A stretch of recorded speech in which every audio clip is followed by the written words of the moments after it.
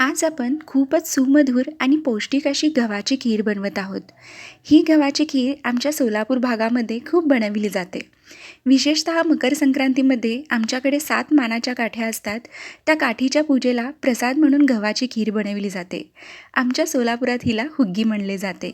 चला तर मग रेसिपी सुरू करूया, तेव्हा व्हिडिओ संपूर्ण पहा.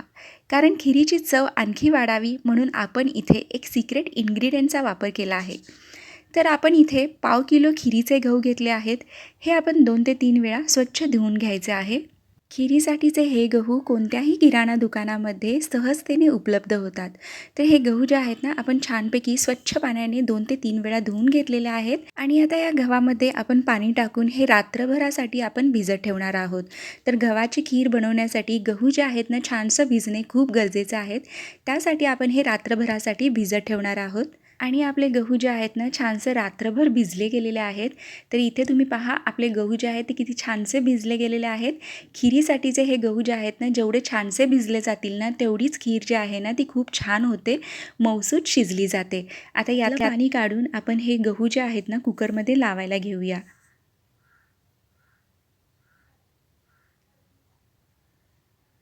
तर गहू आपण कुकरमध्ये ओतून घेतलेत. त्याच्यामध्ये आपण पाणी आता शिजण्यासाठी टाकायचं आहे. तर 2 तांबे आपण इथे पाणी घेतलेलं आहे. 1 वाटी आपण ओल्या नारळाचे काप घेतलेले आहेत. आणि ड्रायफ्रूटमध्ये आपण इथे थोडेसे काजू घेतलेले आहेत आणि मगज बीज घेतलेले आहेत. तर ड्रायफ्रूट जे आहेत ना, तुमच्या आवडीनुसार इथे कोणतेही वापरू शकता.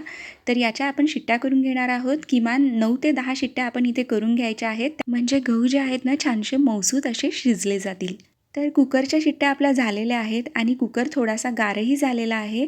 तर इथे पहा, गहू जे आहेत ना, छान असे मऊसूत शिजले आहेत. तुम्हाला पाहून इथे समजत असेल की गहू जे आहेत ना, अगदी परफेक्ट शिजलेले आहेत.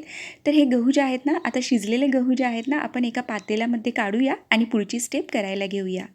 तर खीर आपण एका पातेल्यामध्ये काढून घेतलेली आहे. तर याच्यामध्ये आपण पाव किलो इतका गूळ घेतलेला आहे.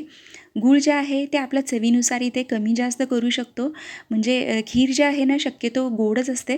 पण कुणाला कमी गोड आवडत असेल तर गुळाचं प्रमाण इथे तुम्ही कमी करू शकता किंवा जास्तही करू शकता. तर पाव किलो गहूसाठी आपण पाव किलो गूळ घेतलेला आहे. सुंठ आणि वेलची पूड घेतलेली आहे स्वादासाठी. आणि इथे सिक्रेट इन्ग्रेडियंट्स म्हणून आपण इथे एक पार्लेजीचा एक बिस्किट पुडा घेतलेला आहे. यामुळे काय होतं ना, आपल्या गव्हाच्या खिरीला खूपच सुंदर अशी चव येते. तेव्हा हे सिक्रेट इन्ग्रेडियंट्स आहे. तर याच्यामुळे काय होतं ना, खिरीला एक आणखी वेगळी चव येते, म्हणजे खूपच छान चव येते. तर म्हणजे व्हिडिओमध्ये दाखवल्याप्रमाणे तुम्ही स्टेप बाय स्टेप जर खीर केली ना, सगळेजण तुमची तारीफ करतील, हे लिहून घ्या. तर ह्या बिस्किटाचे तुकडे आपण करून घेऊया. आणि आता बिस्किट छानसे विरघळावेत यासाठी आपण याच्यात अर्धा कप इतकं पाणी घालून याचा घोळ बनवून घेतलेला आहे. आणि बिस्किटाचा हा घोळ जो आहे ना, खिरीमध्ये आपण ओतून घेतलेला आहे. आणि हे सगळं एकसारखं करून घ्यायचं आहे. आता हे जे एकसारखं झालेलं खिरीचं मिश्रण आहे ना, आपण गॅसवरती मंद आचेवरती ठेवून द्यायचं आहे. लक्षात असू द्यात की गॅसची फ्लेम जी आहे ना, अगदी मंद ठेवायची आहे.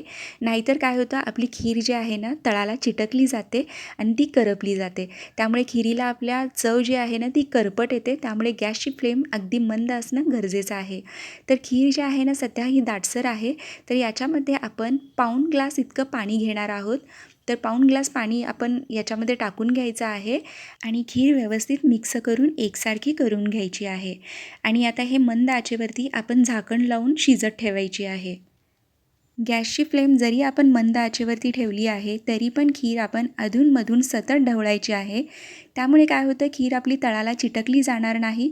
आता खीर आणखी इथे शिजण्याची गरज आहे, त्यासाठी आपण पुन्हा झाकून ठेवलेलं आहे. आणि इथे आपण 20 ते 25 मिनटं खीर छानशी शिजवून घेतलेली आहे. आणि खीर तुम्ही इथे पाहू शकता, कलरही चेंज झालेला आहे. आधी जी दिसायची खीर ती पांढरट दिसत होती. आता ही जी खीर आहे ना, तुम्हाला हलकीशी अशी पिवळसर अशा टेक्स्चरमध्ये दिसत आहे. तर हे संपूर्ण डिपेंड आहे की तुमचा गुळाचा रंग जो आहे ना, तो कसा आहे. जास्त काळपट गूळ घ्याल ना, तर थोडासा कलरही डार्क दिसेल. तर खीर आपली छानशी शिजवून झालेली आहे. आणि गॅसची फ्लेम आता आपण बंद करूया आणि खीर गॅसवरून बाजूला काढून घेऊया. आणि इथे तुम्ही पहा खीर किती सुंदर झालेली आहे. अगदी टेक्स्चर याचं जे आहे ना मऊसूत झालेलं आहे. आता हे खाण्यासाठी अगदी रेडी आहे. आपण एका वाटीमध्ये खीर काढून घेऊया आणि त्याच्यावरती मस्त असं दूध टाकायचं आहे आणि तुपाची धार टाकायची आहे. मग वाट कसली पाहताय? तुम्हीही या मकर संक्रांतीला ही गव्हाची खीर बनवा आणि रेसिपी कशी वाटली हे कमेंट बॉक्समध्ये मला कळवायला विसरू नका.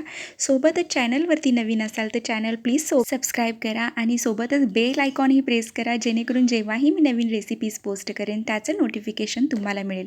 तेव्हा भेटूया पुन्हा नवीन रेसिपींसोबत. Thanks for watching.